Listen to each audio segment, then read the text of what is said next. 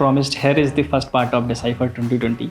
So I was invited to interact with Symbiosis design student in their college fest last year. So this video got stretched over an hour, so thought to break it into two parts. So here is the first one, in which I'm going to present about my system design project done along with my NID classmates Prashant Wagle and Vishwesh Bandarkar. So let's begin. Let us quickly, get on with the introduction so we can spend more time in being inspired and learning from our speaker. Today in the audience, we have an array of students from the first year to the fourth year belonging to various disciplines, right from product design to graphic design and fashion communication and so on. We also have a few alumni and faculty members joining in for today's session. The speaker for today's session is an extremely qualified and experienced product designer, UX designer, and a design strategist. I will try my best to quickly take you through his educational and professional background, given his exceptional achievements in this field. He has completed his bachelor's in lifestyle accessories design from NIFT. While at NIFT, he has earned the awards for the best graduation project, the best academic performance, and has been recognized as the student of the year. Having completed his bachelor's from NIFT, he went on to pursue his master's in product and industrial design from NID and has also participated in a semester exchange program in France. His degree project at NID has been selected as a finalist for the Lexus Design Award 2019. These are just few of the awards and accolades he possesses. Moving on to his professional background, he has had the well-deserving opportunity to work at reputed brands like Louis Philippe, Tata Elxsi, Nokia, Decathlon, Godrej, and Titan in different capacities. Currently, he is associated with Samsung Electronics since the past 2.5 years and as their senior designer. Apart from this, he has a keen interest in photography and loves to travel and explore. After hearing about all this, I'm sure the audience is super excited and pumped to meet and interact with our speaker. So without dealing any further, I would like to welcome Anshuman Kumar. Anshuman, over to you. Okay, thank you for that introduction. That sounded really heavy. So, okay, so now it's ground zero. That is all past now. So, I'm currently working with Samsung as a senior designer, and I'm taking care of voice intelligence related projects, and that is mostly about having systemic level study of lifestyles, and then coming up with different services which can be fulfilled or facilitated through different mediums like vision intelligence, voice intelligence, and so many things are very confidential. So I need to be very careful about what I'm speaking today. So please pardon me. Okay, and so around 30 plus products has been manufactured and globally selling till date. So many of you might have know me through Instagram. I don't know. So recently, when the pandemic started, that is the one good thing happened, that I became like super active on Instagram or social media, which I was really against before pandemic. That okay, you should be like spending less time on social media platforms because of so many reasons. I guess you guys have seen Social Dilemma documentaries and so on.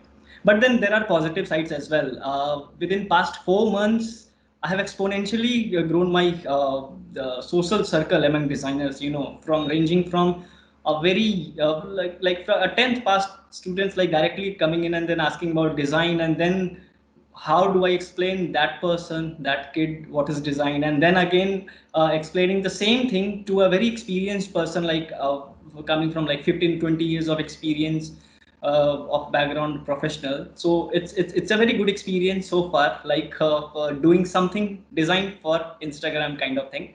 But that is not the complete picture of design.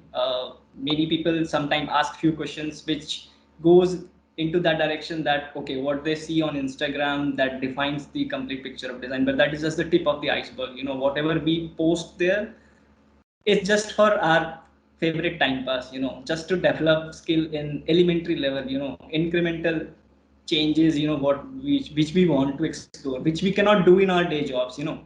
So that's it about that.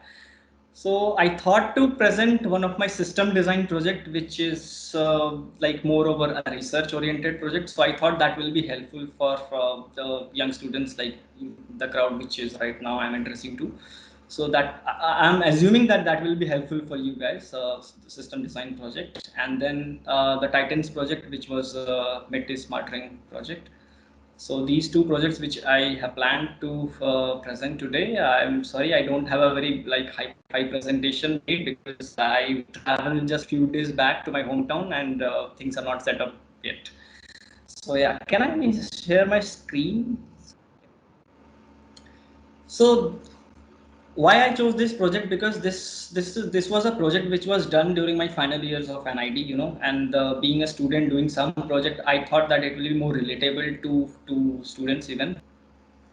This is a social innovation project, basically a systemic design project in which we tend to pick a very wicked problem where we cannot define where is the start or end of the of that particular problem. We worked around some 2-3 months on this project, and we also presented this as a research paper in RSD, Systemic Design Symposium in Torino, Italy in 2018. And this same research project is also archived in OCAD University in Toronto last year. But I'll just quickly run through the major points. So before even starting choosing the topic of the project, we went ahead reading so many magazines, which covered so many current affairs issues which were going from social level to very micro to macro level problems, which are very difficult to solve, because you cannot pinpoint one stakeholder in the system that okay, you are responsible or they are responsible. So we just started with that in mind, with a very free spirit, and then we collected around 45 to 50 problem statements from water related issue or global warming or whatnot, anything, migration and so many things. And in that we did a very democratic way of selection of the topics, and even for the team forming. So we went ahead with two of the topics, and then with a final voting and consultation with the faculty members, we chose one. So our topic was migration. That is what the starting word, what we pin it down in the center of our board. So just like any normal project start, first 2 weeks went just like that only, just by researching out what is migration all about, what are the reasons about it, and then why this happens, and what are the different levels of migration happening in India and global as well. But we were more focused to India because studying at any national level institute helps you to gather information and insights from people coming from different states. That is the beauty of studying in the institute at national level, So that helped us to get insights which people brought on the table from their respective regions. That actually helped us a lot to gather the insight. And then we started coming up, reading the case studies and the works done in the field of migration in India. And we also went ahead reading about Kashmiri Pandits and then internal migrants. And there is a lot. There are so many books written over the migration topic. It's a very vast topic. And as a student, we were clueless within first 2 weeks. Okay, where this is going? Did we selected something which is like out of our hands, or as a student we won't be able to crack anything, or we won't be able to conclude this project at any stage? That was the initial worry, but that is the beauty of design process. Everything is like very confusing and blurred in the initial stage, and then so that is where we just took the leap of faith, and then we went ahead, and then we started mapping out different stakeholders involved in migration, and then the reasons involved in different class strata. In bottom of the pyramid, how migration is happening. In middle class societies, how migration is happening. Just like us, we are moving for education from one place to another. So and then how high class people are migrating, for what reason they are migrating, or even they are migrating or not. So is there a stillness in any pockets of these strata? And then we moved ahead. So initially we thought, okay, we are also a migrant. We came across from different states to study here, and then we don't know where our life will take us to, or what is the settlement factor for us. But then later we realized that design is not about to solve your problems. That will be very selfish. That was the thought. Somewhere it came to us, and then we thought, okay, let's challenge ourselves, and then let's pick something which is very alien setting for us. It's completely test the design methodology, all the research methods, because if we are personally connected to something, there will be so many biases. So it's very important to kill your biases and then rise above those things. So we thought that, okay, let's check how design methods will help us to overcome these hurdles and challenges. Then we went ahead studying about migrations happening in different levels, like unorganized sector in India, like construction laborers and then agricultural laborers and different or whatnot. We listed down around 50 different occupations which are falling under unorganized sector, and then they are traveling from one place to another for occupation, or even they are like rotatory migration, like for 6 months they come to one place and then again go back to their native place. So their children, they don't have any definitive education system because they are on rolling basis, they are migrating from one place to another. So there were so many micro elements which were involved around migration factor. Then we map different stakeholders which are involved, like middlemen, what are their occupational conditions, why they are migrating, why cannot they settle at one place. So these things were inquired, and so at this stage we had like pretty decent amount of data. Actually, we can say that everything was dumped, nothing was connected from each other. After doing this research, this activity, then we started getting connections. This was a phase where we started making connections from one case study to another. And then we started getting that, okay, there are certain patterns which are emerging in all of these situations happening in different levels and layers. Then after we simply went ahead into the fields, and then we selected few accessible fields like construction laborers, which was in and around Ahmedabad, Mumbai, and wherever we could be able to like travel in that time. And then Pirana dump yard, which is Asia's one of the biggest dump yard in Ahmedabad. It's like a hill of dumps. So and then there are people, migrants from Bangladesh.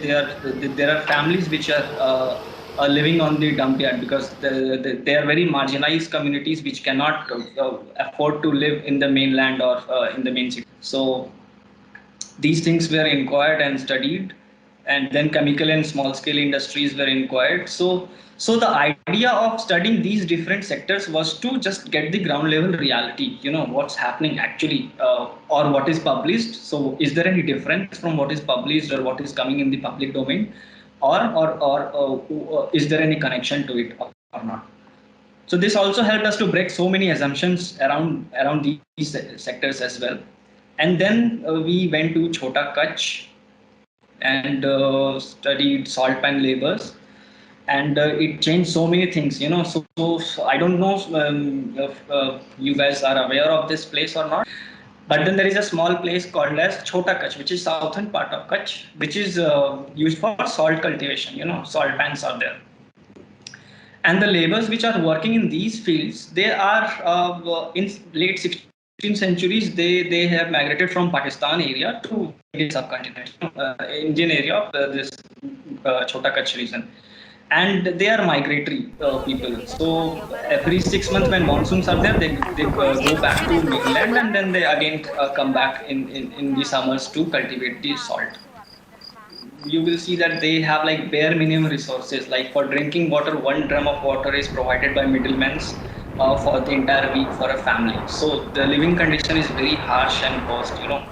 And the ground reality opened our eyes. We came back and again we remapped everything, and tried to see where we were assuming things and where things are connecting with the ground level reality, or whatever is in the public domain information.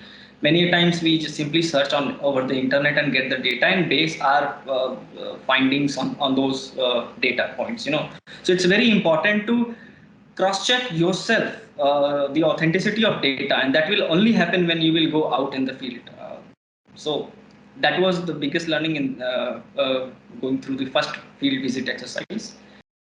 And then we realized, okay, this is the topic which we should work, and there are very less of work which is done. And mostly social activists have done something about it, did some photo documentaries and these things, but designers have never intervened into this kind of wicked problem segment.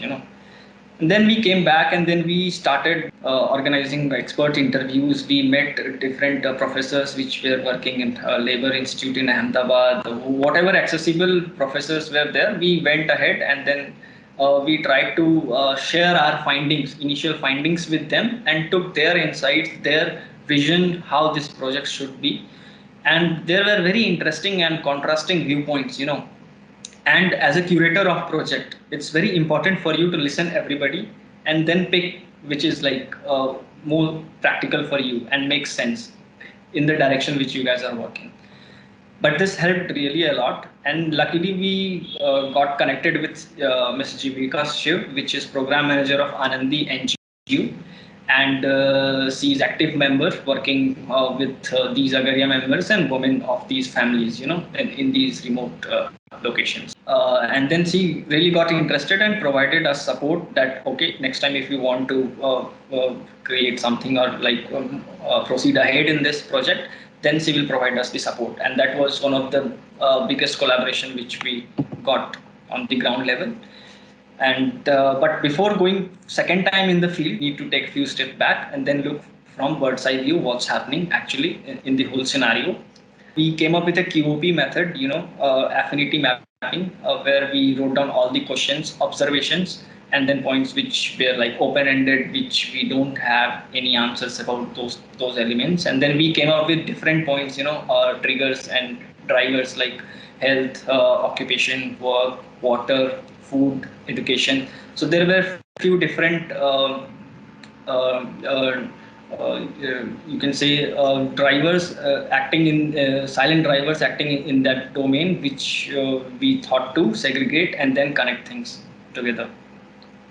And then we also tried to come up with a method which is called as metaphor elicitation, where we decode the selected image by the respondents or the audiences.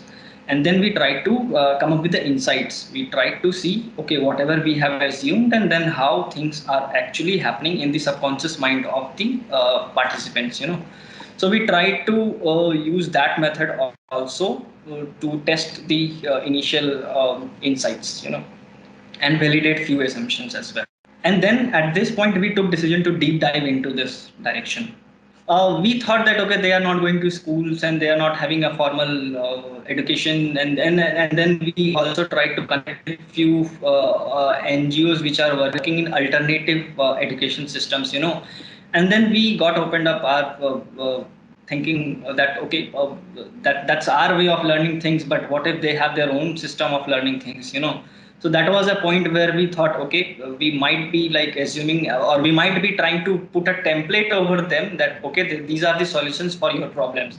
So then we decided, okay, that's not the right way. We should include them in the design process and let them also co-create, because they are living their problem, instead of you observing from outside and coming up with solutions that will help, but that will never solve from the grassroots level, that problem. So we included them as well, and then we curated different types of co-creative workshops for them. We adapted few of the already published design research methods with our requirement. We reinvented few of the methods as well for the research methodologies.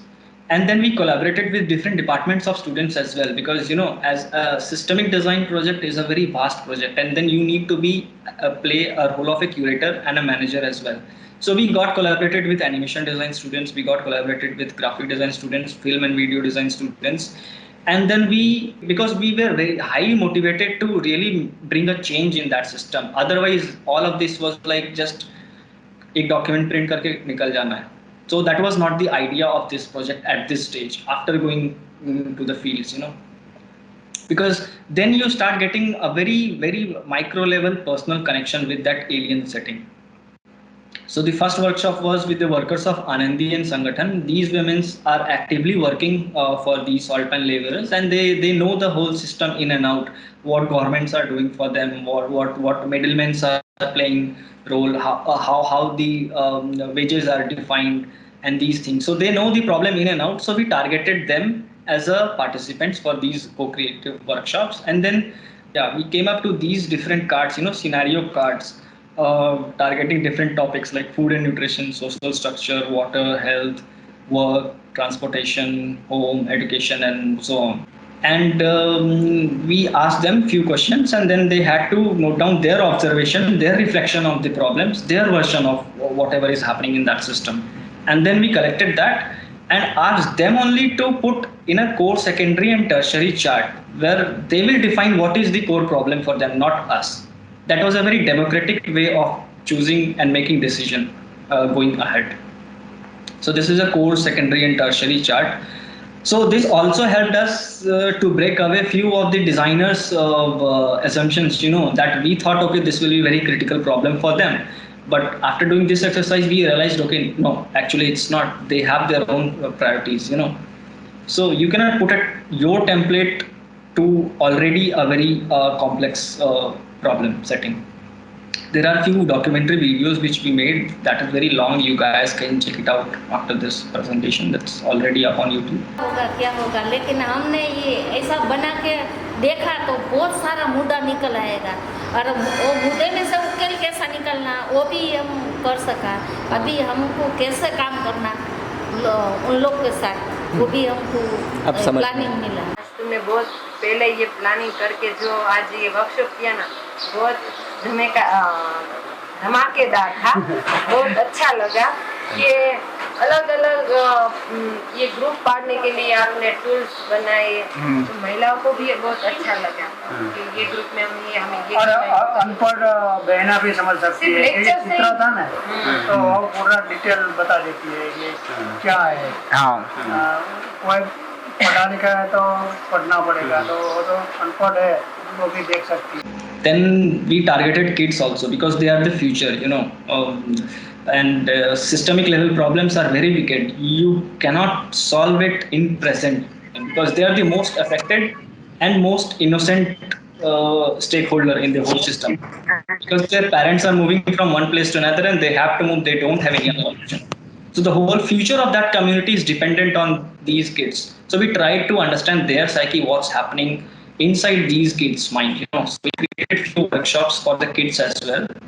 And then we experimented with them. Like we chose one of the village where kids, around 40 kids were going to school, and we chose another set of kids which weren't going to schools, And the outcomes were drastically different. The kind of verticals they chose who were going to school, their imagination were like very diverse. And the kids who were not going to schools, their imaginative skills, aptitude were very, very muted, So these were the findings which proved and validated few of the assumptions initially.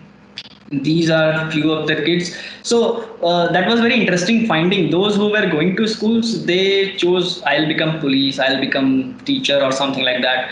But none of, hardly few of them chose their ancestral occupation, that I'll go and then do fishing or something like that, or do agriculture work or something like that. And those kids who were not going to schools, surprisingly, they chose whatever their parents are doing. So we didn't conclude that is good or bad, but yeah, that depends. So these are few of the outcomes of that workshop, and we printed these in a postcard size format. When we came back, we sent it in a post to the NGO, and they redistributed to the villages, to these kids, so that they can simply keep it as a memory that in childhood they wanted to become this, and keep it as a silent motivation in life they have to achieve something like this. So that was a very, very micro level impulse which we wanted to create through this workshop. And few of them were like handicapped. So these were few of the kids who participated in the workshop. And then after coming back from the second visit, we started creating the GIGA map. GIGA map is the complete picture, overall picture of overall system, what's happening. One interesting fact came up during ground research that these laborers are getting 25 rupees for 1000 kgs of production of salt. And you can imagine the difference, like the same salt when it reaches to market, it becomes 14,000 rupees per 1000 kgs. So you can imagine the difference of the wage in between. And there are multiple levels of middlemen involved. These laborers cannot directly sell their produce to big players like Tata's, because Tata will buy in tons. They won't buy in few kilos or few 100 kilograms of salt. So middlemen comes in picture, and then they deal with laborers, and then they supply it to the large players. And because of this, there are so many exploitation happening in this field. So these are a few micro level part of GIGA map which helped us to articulate it, the whole system, what's happening. So this, I'll just move the pointer and give a brief of these things. So these were the initial deep dives which we went, like to different unorganized sector like chemical industries, agriculture industries, and these things. And then we picked one salt pan laborers, the salt pan industry, to deep dive. And then we came up with a vision of the project, and then we mapped out the whole scenario, what's happening in the first half when they are not cultivating salt, and what happens when they are migrating to the salt pan fields in the remote areas, and how middlemen. So these are the large scale manufacturers, these are medium scale manufacturers and small scale manufacturers, and this guy is the laborer, this guy is the laborer, and this is the first middleman, and this is the Tata level industries, and this is how salt travels from one place to another, and how the money is distributed. So all of these dynamics were mapped out, and how it is affecting health sector and all those 10 verticals which we created the scenario which I talked previously. And then at the end we came up with a 5-pointer solution, like coming up with a policy level solution points which were presented to government. Agariya Hit Rakshak Sangh, that is cooperative society made for the salt pan laborers, and we also met salt pan commissioner, which is their office is in Ahmedabad, and we presented our work to them as well. And the same kids workshop were replicated in different remote villages in Morbi region as well.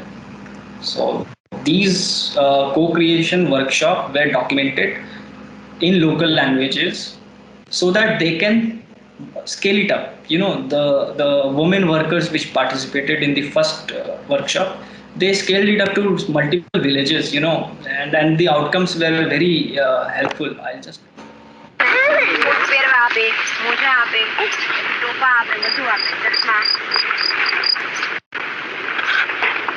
So this was one of the family which hosted us. So we stayed in the fields for a week, to research and also work the way they were working, use the tools which they were working to understand the ergonomics of whatever tools they are using for their occupation, and collect all the insights. So this is a tool which is used to churn out the soil every day in the fields to cultivate the salt, and for 1 month or 2 months they have to do this on repetition.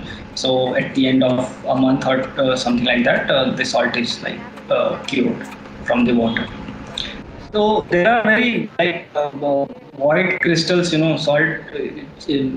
At home we get very small granules, but at this field it's very sharp. Walking at bare feet on these fields is very, very dangerous, and they have to do it like without any equipments, without any gumboots. I also went to study large scale salt manufacturers which have like 25 to 25 kilometers of salt pan fields under their command. So they bring the dumpers and then they cultivate the salt in just a day, which will take around months to cultivate from small scale pan fields. We were also able to sneak into their own labs where they were testing these salt qualities.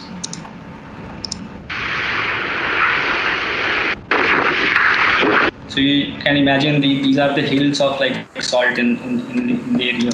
And after doing these exercises, we also came up with a business plan, a business proposition, which we thought that will be helpful if we have any plans to like start off and then really bring a change in this kind of segment. We also got a chance to interview a mafia who was like telling about his problems that इस साल मैंने सिर्फ 60 लाख रुपए बनाए हैं. तो it was very amazing that all the stakeholders have their own problems. Government was when we talked with the government officials, they were saying that these laborers, they take loans and they are not able to repay. So how government will keep on giving them money to kickstart their thing? So every stakeholders have their own problems, and it was very interesting to see how even that middleman was not happy with 60 lakh, and the laborers are like getting only $25 per 1,000 kgs of salt. So it was like sarcasm on the whole system. And at the end of the project, we were like having around more than 100. So, and then we ended this with a research paper, and then we presented. I stated earlier. This was all about system design project. I don't know how much time I have. So you can continue. Okay. So next I'll switch to Titan's project. So here the first part ends, and we'll be releasing the second one pretty soon. In that one, I'm going to present my graduation project done with Titan.